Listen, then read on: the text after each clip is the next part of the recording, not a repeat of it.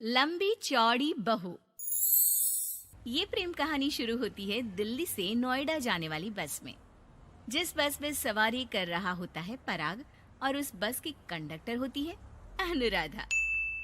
Okay, ticket दिखाओ, ticket ticket.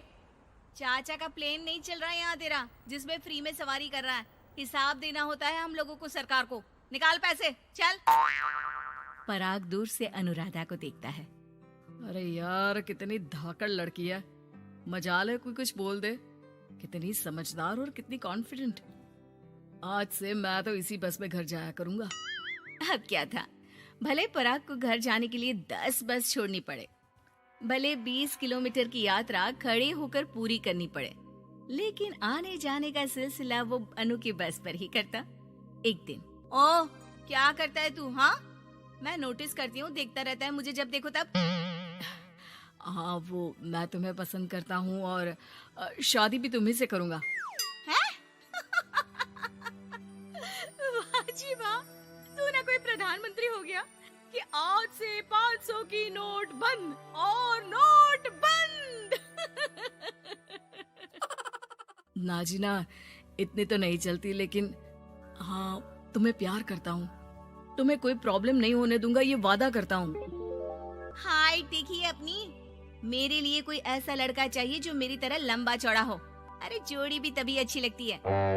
जरूरी नहीं है, जो आपको खुश रखे, आपकी इमोशंस को समझे और आपसे बहुत सारा प्यार करे, जोड़ी तो उसी के साथ अच्छी लगती है।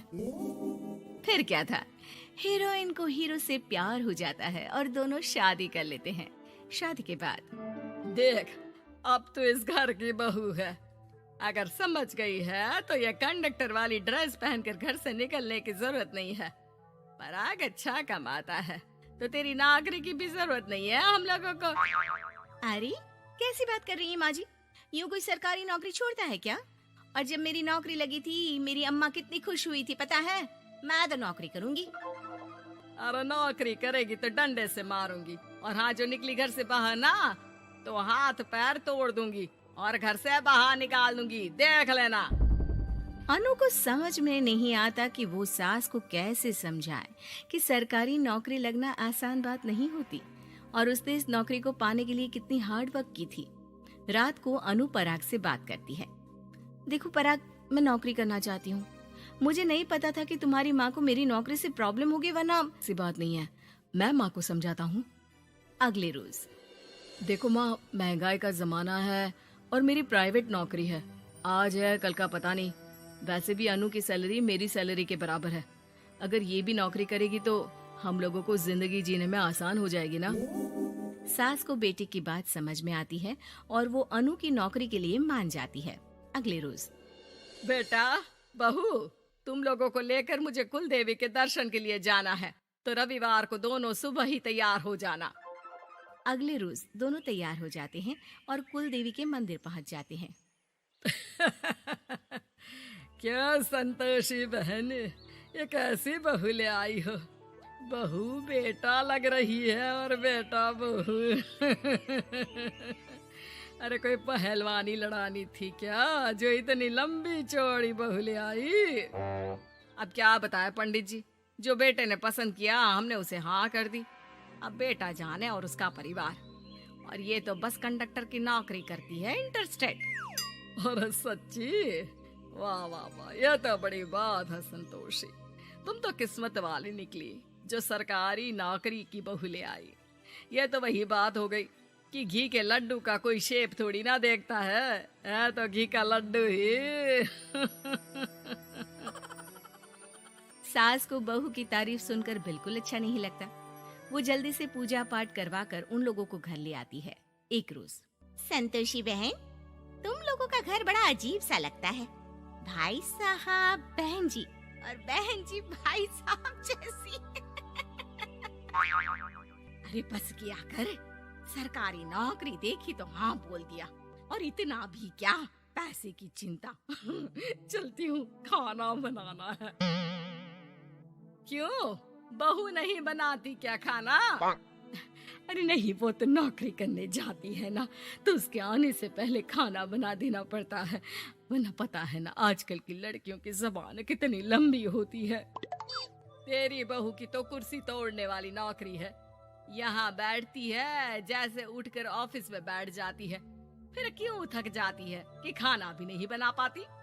मेरी बहू भले कंडक्टर है, लंबी चौड़ी, लेकिन बता रही हूँ सारा दिन सवारी से मत्था पच्ची करती है, लेकिन मजाल है शादी के बाद एक दिन भी मुझे किचन में जाने दिया हो ना जी ना। दोनों पड़ोसन वहां से चली जाती है। सास बाजार जाती है और एक ट्रेड मशीन ले आती है। अरे माँ जी, इस उम्र में आप घर पर जिम खोलेंगी? अरे तेरे लिए लाई हूँ, रोज चलाकर 2 घंटे इस पर, पतली हो जाएगी। और खाना कम खाया कर, जब देखो बकरी की तरह मुंह चलता रहता है तेरा।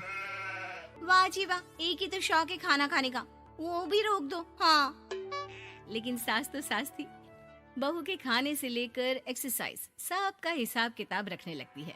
अरे मैं मोहल्ले वालों को बताकर रहूंगी कि मेरी बहू भी शिल्पा शेट्टी की तरह पतली हो सकती है। वही बहू बस में जब सवारी का टिकट काट रही होती है, उसे चक्कर आ जाता है और वो गिर जाती है। सवारी हैरान परेशान हो जाती है और ड्राइवर को वहाँ बुलाती है। अरे शहर नहीं थी हमारे कंडक्टर साहिबा, लेकिन जब से शादी हुई है बकरी बन गई है। सास को तो बस इनके खाने की ही लगी रहती है। ड्राइवर बस में बिठाकर बहू को घर छोड़ आता है और सास को कहता है, अरे पता है आपकी बहू कितनी धाकड़ है, किसी को बात करने से पहले 4 बार सोचना पड़ता है कि बोले या ना बोले, कहीं झापड़ ना पड़ जाए। और आप है कि इन्हें बकरी बनाने में लगी है। अरे चुप, निकल यहाँ से। मेरी बहू है, मैं इसे बकरी बनाऊं या फिर गीदड़, तुम्हें क्या पता लोग कैसा मजाक उड़ाते हैं कि बहू इनकी बस की कंडक्टर है। बोलो मुझे कैसा लगता होगा? अरे काम तो काम होता है माँ जी, वो छोटा या बड़ा नहीं होता। खैर जैसी आपकी मर्जी, चलता हूँ मैं, नमस्ते। ड्राइवर वहाँ से चला जाता है। बहू ठीक हो जाती है। एक बार आधी रात को कोई संतोषी का दरवाजा खटखटाता है। अरे इतनी रात में कौन आ गया? मेरा घर है, कोई पुलिस स्टेशन की घंटी नहीं जो बजाए जा रहे हो। खोल रही हो दरवाजा। जैसे ही दरवाजा खुलता है, सामने वही पड़ोसन खड़ी होती है जो अनु की कुछ दिन पहले बुराई कर रही थी। मेरी बहू के पेट में दर्द हो रहा है, उसे जल्दी अस्पताल पहुंचाना जरूरी है। हाँ तो पहुंचाओ, और जल्दी लड्डू के साथ खुशखबरी भी सुना देना। हाँ, काहे हमारा दरवाजा पीट रही हो? अरे सुनो तो, अपनी बहू से कहो ना कि सरकारी बस को थोड़ी देर के लिए दरवाजे बुला ले। क्या है ना, कोई साधन नहीं है अस्पताल ले जाने के लिए। सास अनु को कहती है और अनु बस को बुलाकर पड़ोस वालों की मदद करती है, जिसके बाद पूरे मोहल्ले में अनु की तारीफ होने लगती है। सच में लंबी चौड़ी बहू के साथ साथ लंबा चौड़ा दिल भी है बहू का।